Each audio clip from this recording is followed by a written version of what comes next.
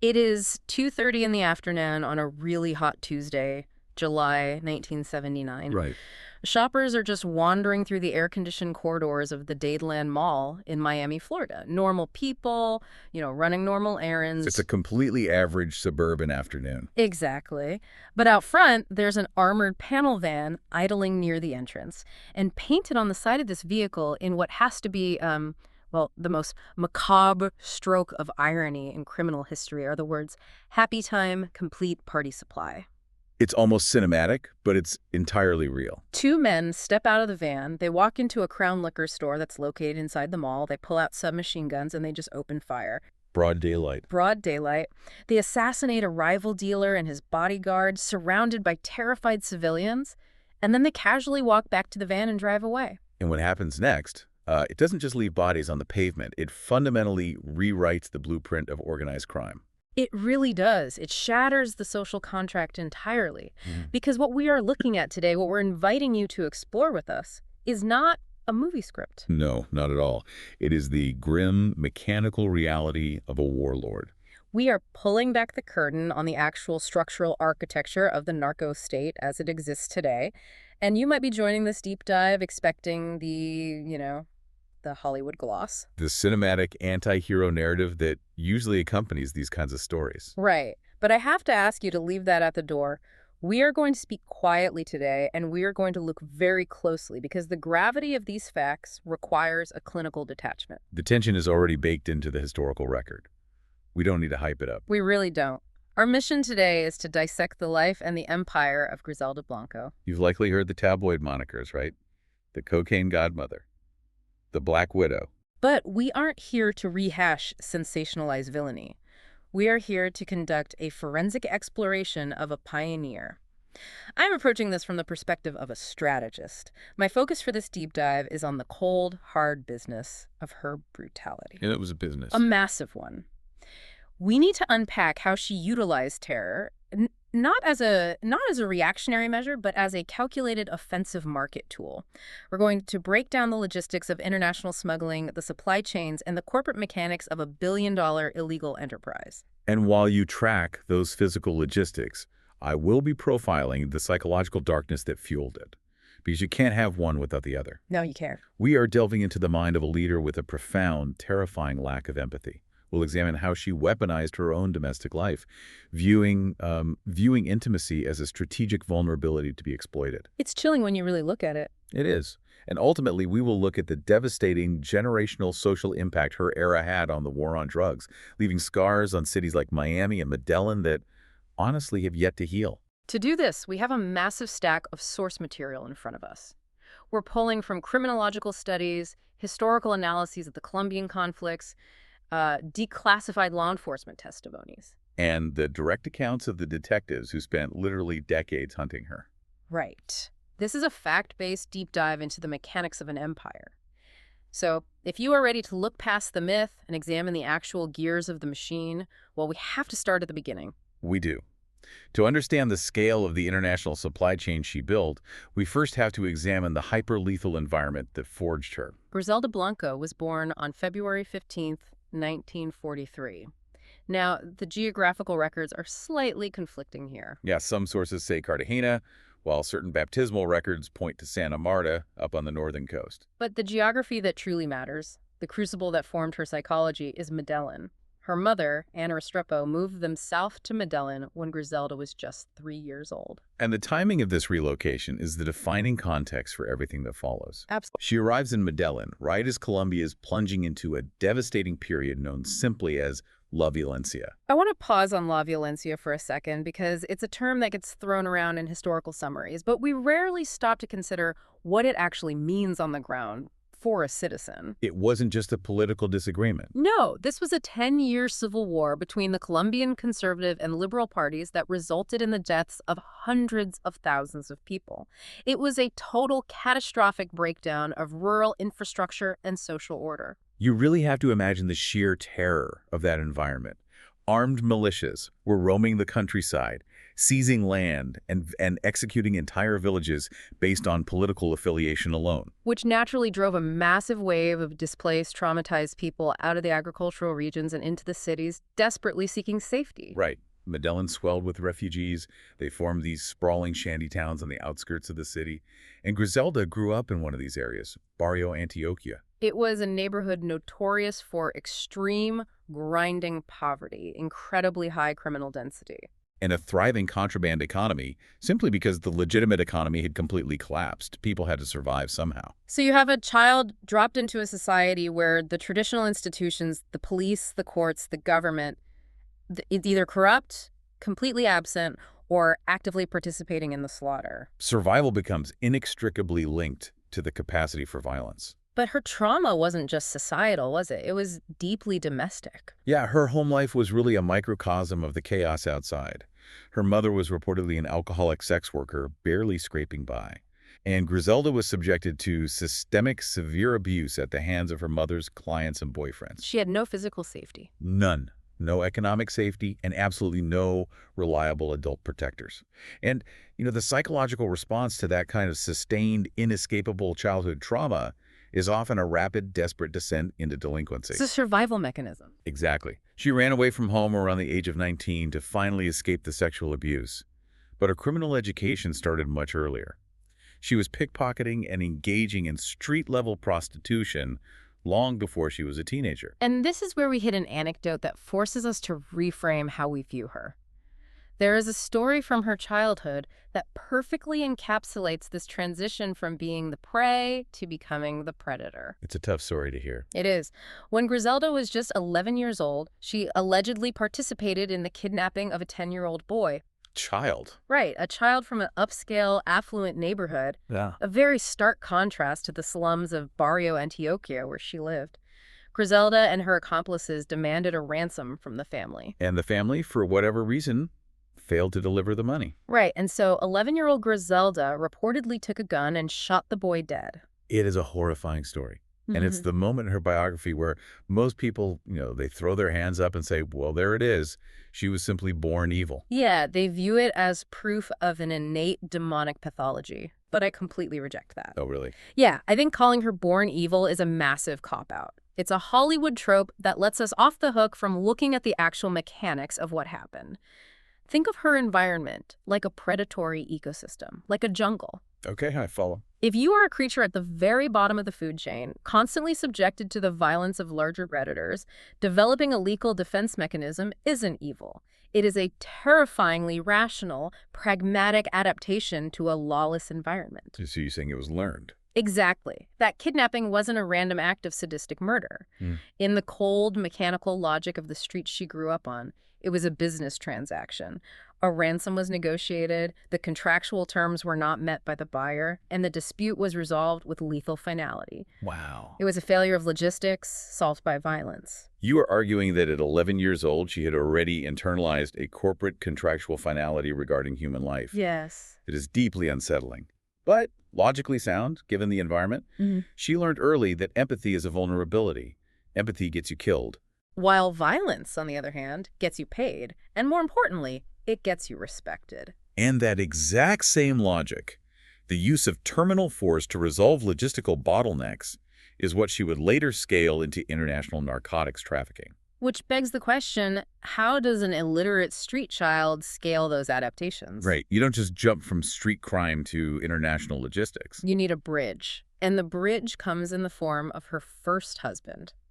At age 13, Griselda marries Carlos Trujillo. 13 years old. Yeah.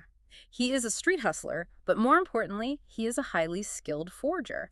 They have 3 sons together, Dixon, Uber, and Osvaldo, all born by the time she was 26. But Trujillo's real contribution to her life wasn't romantic. It was educational. He was a business mentor. Exactly. Trujillo specialized in falsifying immigration documents and facilitating human trafficking.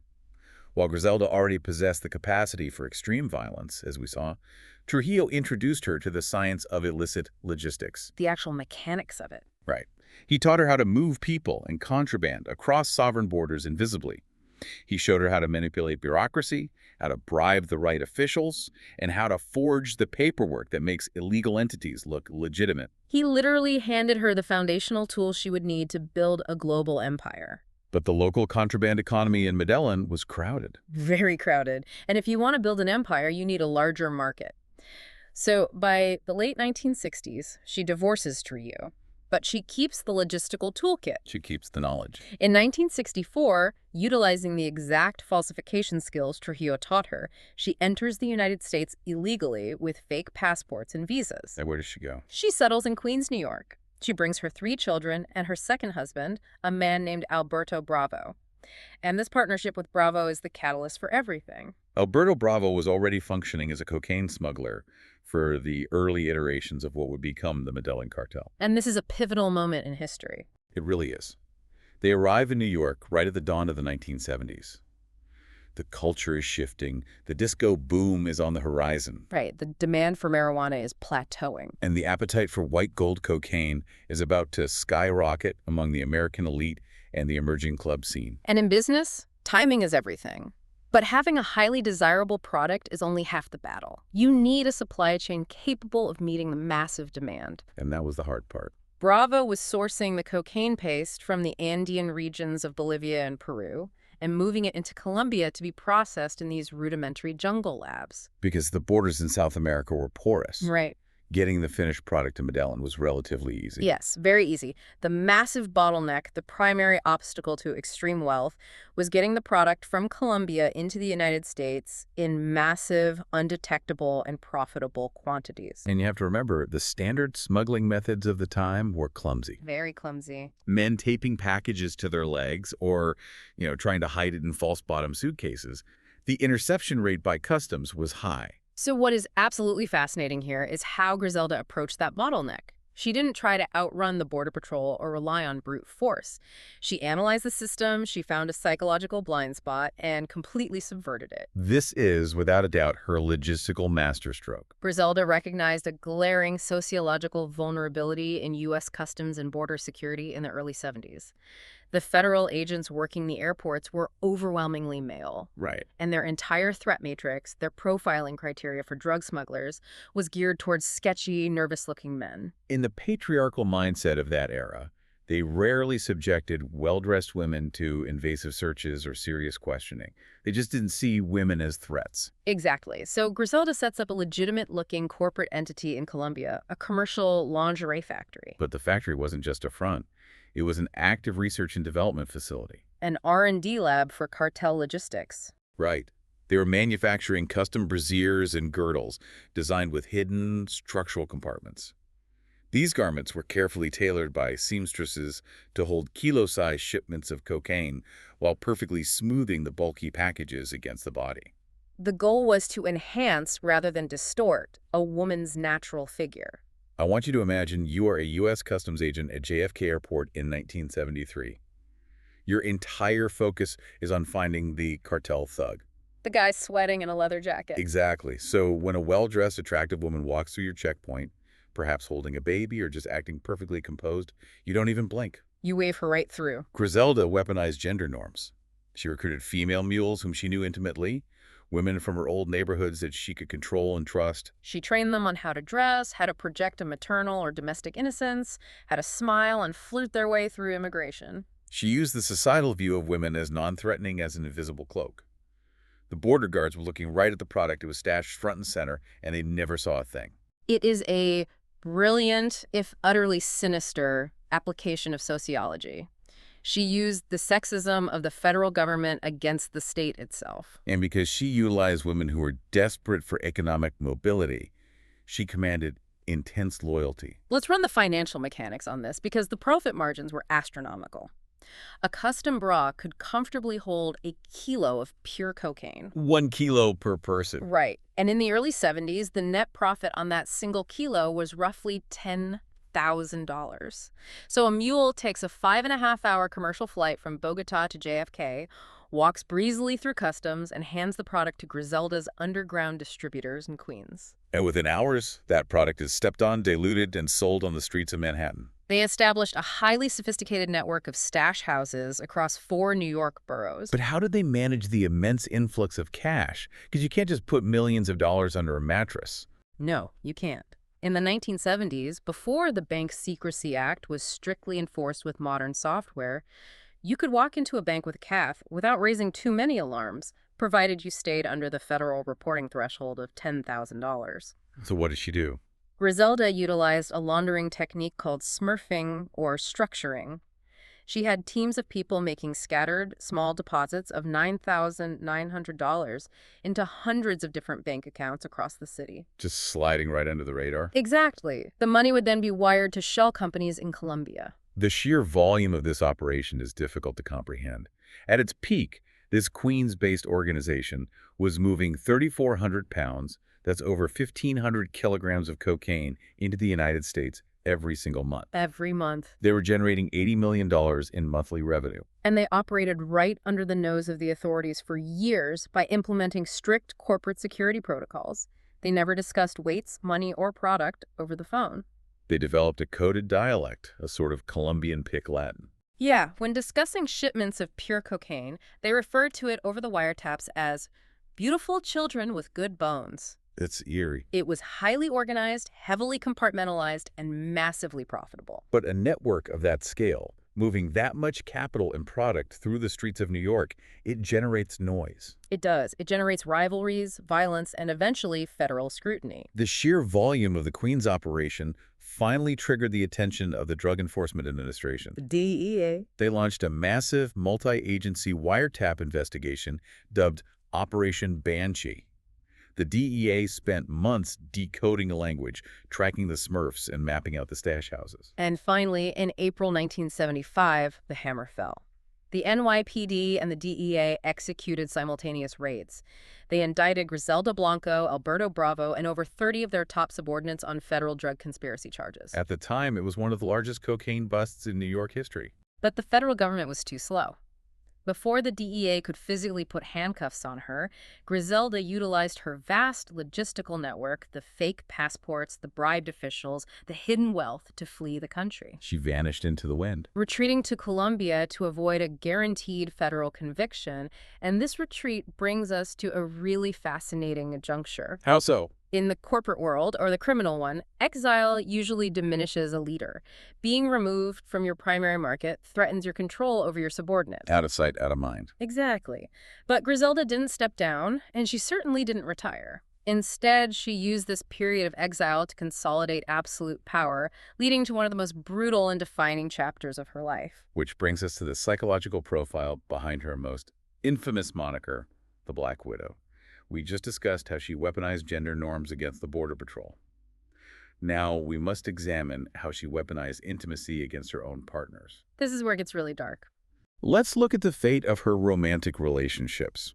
Her first husband, Carlos Trujillo, the forger who gave her the keys to logistics. After they divorced, they remained business associates in the trafficking world. Keeping it professional. For a while. But eventually, a financial dispute arose. Griselda determined that Trujillo's continued existence was a liability to her operations. So what did she do? Her solution was sterile and final. Hmm.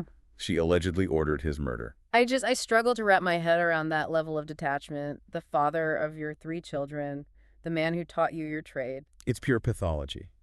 But the confrontation with her second husband, Alberto Bravo, is the event that truly cemented her reputation and solidified her absolute control. Tell us about that. So Griselda and Alberto are back in Colombia in 1975, hiding from the U.S. federal indictment.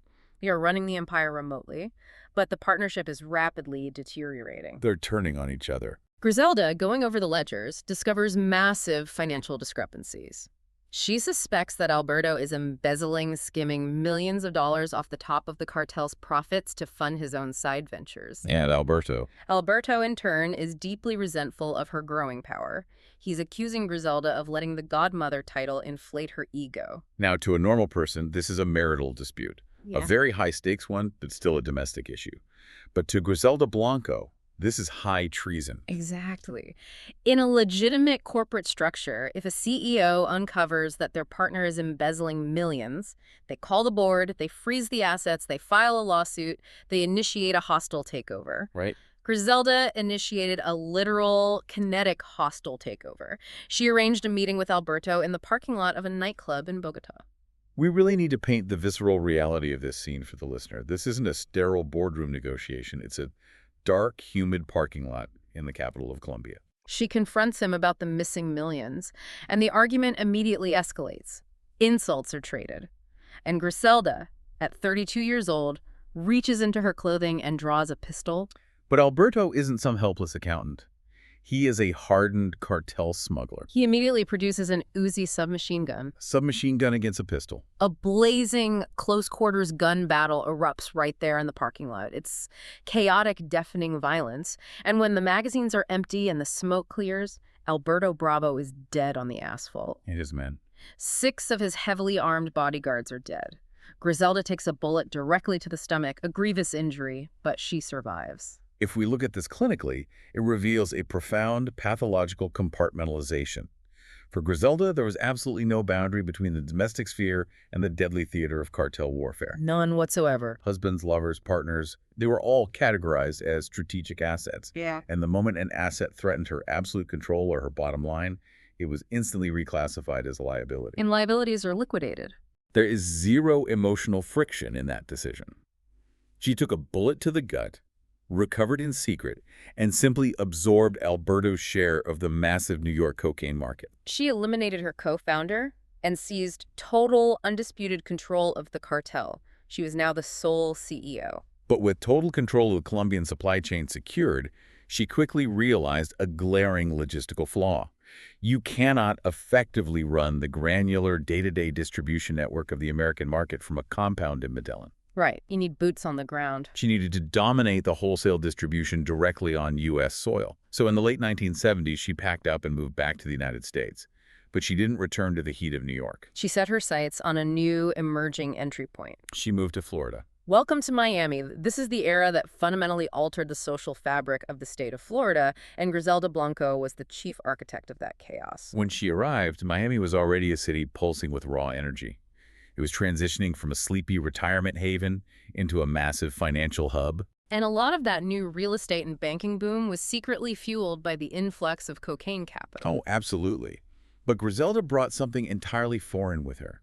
She brought the unrestrained, overt violence of the Colombian countryside during La Violencia directly into the American urban sphere. She literally militarized Miami. Before Griselda, drug violence in the United States was largely kept in the shadows. It was handled in back alleys, empty warehouses, or, out in the swamps of the Everglades. Because it was bad for business to draw police attention. Exactly. But Griselda viewed violence not as an unfortunate byproduct of the trade, but as a primary aggressive marketing tool. That's a crucial distinction. She wanted to signal absolute, terrifying dominance over urban spaces. If rivals feared her more than they feared the police, she won. And the most glaring, undeniable example of this strategy was the event we opened the show with. The Dayton Mall shootout on July 11th, 1979. Historians and criminologists widely consider that specific shootout as the inciting incident, the opening salvo of the Miami drug wars, or what the media dubbed the cocaine cowboy era. It completely shattered the illusion of safety. You have assassins stepping out of a party supply van, walking into a crowded suburban shopping mall in the middle of a Tuesday afternoon, and unloading automatic weapons. They didn't care who saw them. They didn't care about collateral damage at all. The psychological impact of an event like that on a civilian population cannot be overstated. It sends a visceral message to the public, to the local politicians, and to the police force. No space is safe, no time of day is off limits, and the cartel operates with total, untouchable impunity. And her tactical innovations only grew more lethal from there. Griselda is credited with inventing what is perhaps the most destructive and difficult-to-police contribution to urban criminal warfare, the sicariato. Commonly known as the motorcycle drive-by shooting. Let's break down the physical mechanics of the sicariato because it is a brilliant, brutal logistical innovation that completely neutralized standard law enforcement protocols. Why use a motorcycle instead of a car? Think about it. If you do a drive-by in a sedan, you are subject to the rules of traffic. You can get boxed in at a red light. A police cruiser can pit maneuver you. Right, you're trapped by the infrastructure of the city. But you put 2 men on a dirt bike or a high-powered motorcycle. The driver is solely responsible for navigation and evasion. The passenger on the back is the designated shooter, usually armed with a compact, high-rate-of-fire weapon like a MC-10 or an Uzi. They can split lanes, they can approach a target sitting vulnerable in gridlock traffic, execute them at point-blank range through the driver's side window, and before the shell casings even hit the pavement, the driver hits the gas. A motorcycle can weave through heavily congested city traffic, dart down narrow pedestrian alleys, ride up over curbs and sidewalks, and just vanish. Traditional, bulky police cruisers simply cannot pursue them. It rendered the standard pursuit tactics of the Miami-Dade Police Department completely obsolete overnight. And she deployed this tactic relentlessly. Law enforcement intelligence linked her organization to anywhere between 40 and 250 murders during her reign in Florida. 250. The sheer staggering volume of bodies completely overwhelmed the municipal infrastructure. The Miami-Dade homicide units were drowning in open cases. The medical examiner's office literally ran out of space. I remember reading this. The morgues were at maximum capacity. They were forcing the county to rent refrigerated tractor trailers from a local Burger King distributor just to store the overflow of corpses. But numbers and statistics can sometimes numb us to the reality of the violence.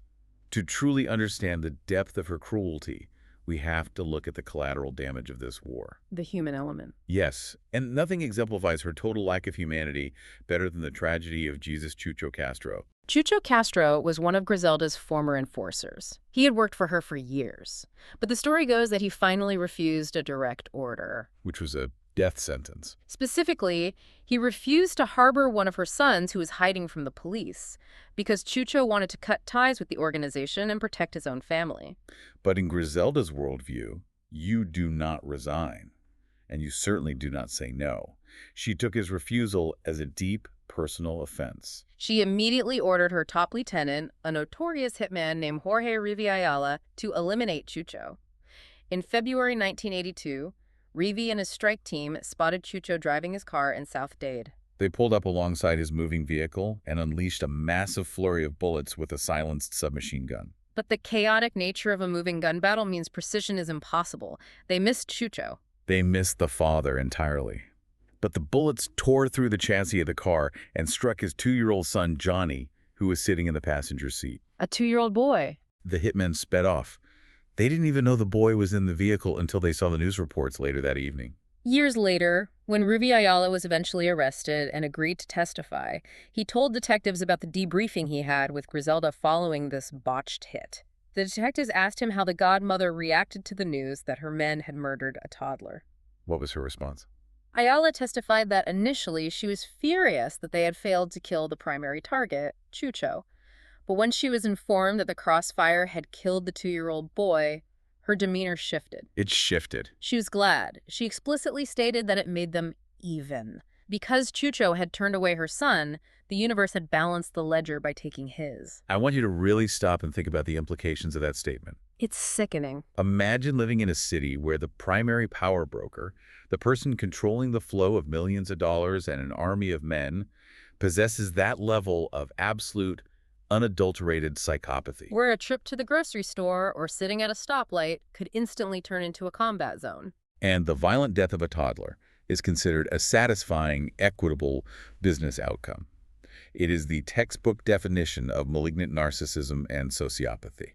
She didn't just lack remorse for the collateral damage. No, she found vindication in the agonizing suffering of an innocent child. Her dominance in Miami didn't just enrich her to the tune of $80 million a month. It actively created the physical supply chains and the psychological blueprint that defined the era of the mega-cartels. She wasn't just a participant in the drug war. She was paving the highway. Which is why we need to contextualize her historical placement. When we talk about cartels, the pop culture narrative always gravitates toward Pablo Escobar and the Medellin cartel, or the Orejuela brothers of the Cali cartel. But Griselda predated their peaks by nearly a decade. This is a crucial distinction. When Griselda Blanco was running her massive, sophisticated smuggling empire out of Queens in the early 70s, establishing the international flight routes, bribing the initial customs officials, setting up the stash houses, and writing the protocols for urban violence, Pablo Escobar was practically a nobody. he was a low-level car thief and small-time contraband smuggler in the streets of Medellin. Griselda was 5 years older than Escobar. She built the infrastructure, the hidden compartments, and the distribution networks that he eventually drove his massive convoys through. There is a highly circulated quote attributed to Escobar that speaks volumes about the dynamic between them. He allegedly said, "The only man I was ever afraid of was a woman named Griselda Blanco." Considering that Pablo Escobar was a man who eventually waged a literal explosive war against the entire Colombian state, bombing commercial airliners, assassinating presidential candidates for him to admit fear of Griselda is a profound testament to her terrifying reputation. If we compare her leadership style to the other major syndicates of the era, the strategic differences are striking. Let's look at the Cali cartel, for example. They preferred to operate like a corrupt, shadowy Fortune 500 company. They wanted to remain invisible, preferring systemic corporate bribery over public bloodshed. Their philosophy was that violence draws police, police disrupt supply lines, and as they famously said, dead people do not pay what they owe. But Griselda's operating philosophy was the exact diametric opposite. Her organization was built on a foundation of personal vendettas and theatrical public brutality. She didn't want to fly under the radar. She wanted to blot out the sun. She deliberately challenged the state, she aggressively challenged her rivals, and she terrorized her own subordinates with a level of overt, unpredictable violence that forced everyone to bend the knee or die. But here is where we encounter the central, tragic paradox of her psychology. Despite this cold-blooded, highly corporate approach to murder, she harbored a deeply twisted, almost monarchical devotion to her own family lineage. She viewed her bloodline as a royal dynasty. But her very business model guaranteed their systemic destruction. We see this paradox most clearly in her third marriage. In 1978, she marries a man named Dario Sepulveda. And they have a son together, her fourth child. Right. And what does she, the woman ruling the Miami underworld, choose to name her newborn son?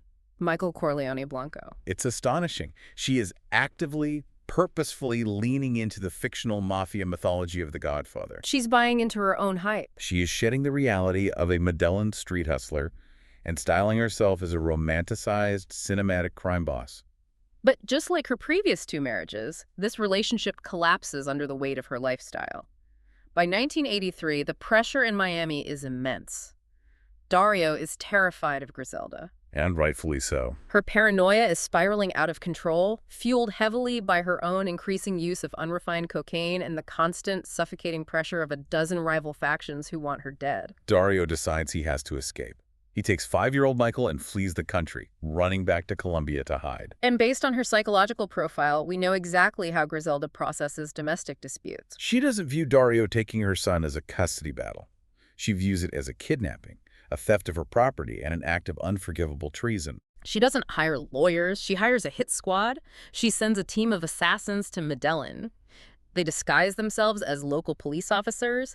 They track Dario down, pull his vehicle over in a routine traffic stop, and assassinate him right there in the street.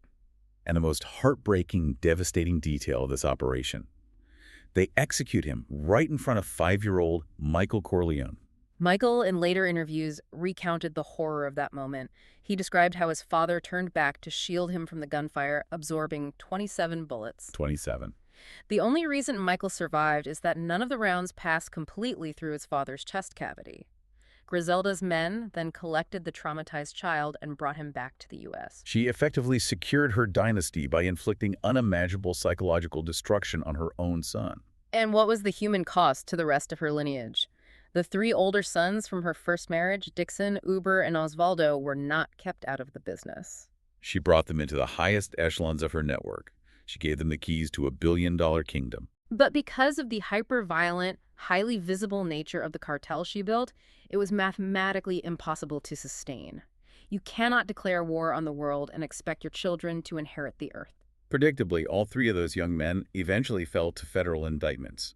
They served significant time in U.S. federal prison, and upon their release, they were deported back to Colombia. But the enemies Griselda had made over 3 decades, the sheer volume of blood she had spilled demanded a toll. The ghosts of Miami followed them home.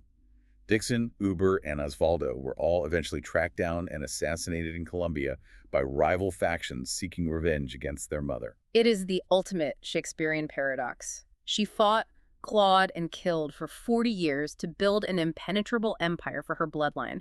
But the architecture of that empire was so toxic, so deeply rooted in vengeance and terror, that it swallowed her children whole. Because a reign built on hyperviolence cannot sustain itself indefinitely. It burns too hot. The very mechanisms she used to build her empire, the overt assassinations, the public shootouts, the utter disregard for law enforcement, eventually provoked a response that dismantled it. By 1984, the heat in Miami reaches a boiling point. The violence has become a national political crisis. The DEA, in conjunction with local authorities, forms CENTAC 26. Right, a highly specialized joint tactical task force specifically designed to hunt down the cocaine cowboys. Griselda realizes Miami is lost. She relocates across the country to Irvine, California, trying to hide in quiet suburbia from both federal law enforcement and the dozens of cartel rivals who have put a bounty on her head. But the DEA's intelligence network finally catches up to her. In February 1985, federal agents raid her home and arrest her. He is initially flown back to New York, where she is finally convicted on the original Operation Banshee drug conspiracy charges from 1975. She is sentenced to 15 years in federal prison. But a 15-year sentence for a woman of her resources wasn't the real threat. She could manage that. The real existential threat was waiting for her down in Florida. Exactly. The state of Florida was building a massive homicide case against her. They officially indicted her for 3 counts of second-degree murder, including the horrific killing of 2-year-old Johnny Castro. Though intelligence knew she was responsible for dozens, perhaps hundreds, more. And the critical factor here is that Florida aggressively utilized the electric chair. State prosecutors were pushing hard for the death penalty. And they had the ultimate ace up their sleeve. Their star witness was Jorge Rivi Ayala, Griselda's most trusted and prolific hitman. Rivi, facing the death penalty himself, agreed to flip. He was going to take the stand, outline the entire command structure, and testify that the godmother directly ordered the hits. The case was a forensic slam dunk. Until one of the most bizarre, surreal, and catastrophic legal loopholes in the history of American jurisprudence completely derailed the prosecution. I still have a hard time believing the mechanics of how this happened. Rivi Ayala is sitting in a maximum security jail waiting to testify in the trial of the century. Right. And while he is incarcerated, he somehow manages to engage in a sprawling, explicit phone sex scandal with not one, but 3 different secretaries who work directly for the Miami-Dade State Attorney's Office. The very office responsible for prosecuting Griselda Blanco. It highlights the sheer manipulative capability of these cartel operatives. Ayala used his charm, smuggled contraband, and unrestricted access to the jail's telephones to compromise the prosecution's staff. He was exchanging illicit photos, receiving smuggled gifts, and having graphic, recorded phone calls with the state's employees. When the scandal inevitably leaked to the press and the presiding judge, it was a legal nuclear bomb. Why? Because in a court of law, a case built on the testimony of a cooperating witness requires that witness to have a baseline of credibility. The defense attorneys absolutely pounced on this. They argued that if Ayala was manipulating the state's secretaries, colluding with the prosecution's office on an intimate level, his testimony was hopelessly tainted. The chain of custody regarding his evidence was compromised. The prosecution's star witness was destroyed. Because of this completely absurd, preventable scandal, the state's case collapsed. The prosecutors knew they could no longer secure a death penalty conviction in front of a jury with a compromised witness. They were forced to the negotiating table. They had to offer Griselda Blanco, the architect of the Miami drug wars, a plea deal. In 1998, she accepts the deal. She pleads guilty to 3 second-degree murders. The judge sentences her to serve her time concurrently with her existing federal drug sentence. And then, in 2004, having served roughly 2 decades behind bars, she is granted compassionate release due to her declining health and is deported back to Colombia. She managed to escape the electric chair. She returns to Medellin, seemingly retiring to an affluent neighborhood, living quietly off the millions of dollars she had managed to hide in untouchable real estate and offshore tax shelters. It appeared to the world that she had somehow beaten the system. She had survived a hyper-lethal, male-dominated industry, outlived her rivals, and retired. But the past is patient, and the ledger always demands to be balanced. Let's look at the final scene of her life. It is September 3rd, 2012. Griselda Blanco is now 69 years old. She is no longer the terrifying godmother. She is an elderly woman going about her day. She goes to the Cardizo butcher shop in a quiet neighborhood in Medellin to buy some meat, accompanied by her pregnant daughter-in-law. She finishes her transaction, walks out of the shop, and sits down in a chair near the street to wait. And then, the echo of her own violent innovations returns. An assassin approaches. He is riding on the back of a motorcycle. He navigates through the traffic, pulls up directly in front of Griselda, draws a weapon, and shoots her twice in the head at point-blank range. Before the bystanders can even react, the motorcycle speeds off, vanishing into the crowded city streets. It is deeply, perfectly poetic. It is the exact mechanical execution of the sicariato, the motorcycle drive-by. The tactical innovation that she herself had birthed into the world nearly 40 years prior in the streets of Miami. The violence she pioneered, the contagion she released, circled the globe, defined an entire era of cartel warfare, and ultimately, decades later, came back to claim its creator. So as we look back at the immense stack of evidence on this table, what does this all mean? We have to synthesize her legacy carefully. Griselda Blanco was not just a drug dealer, she was an architect. The tactics she pioneered, the brilliant, sociologically driven feminization of smuggling logistics, the strategic use of theatrical urban violence as a market tool, the logistical invention of the motorcycle drive-by, these aren't just footnotes in a history book. They are the active, standard operating procedures for modern massive criminal organizations. The Sinaloa cartel, the CJNG, they are still utilizing the blueprints she drew up in the 1970s.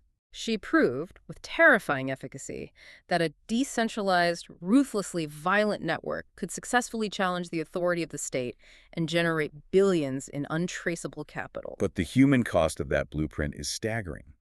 True crime media so often glamorizes figures like her, styling them as rebellious anti-heroes fighting a corrupt system. But the reality is a story of profound, enduring trauma.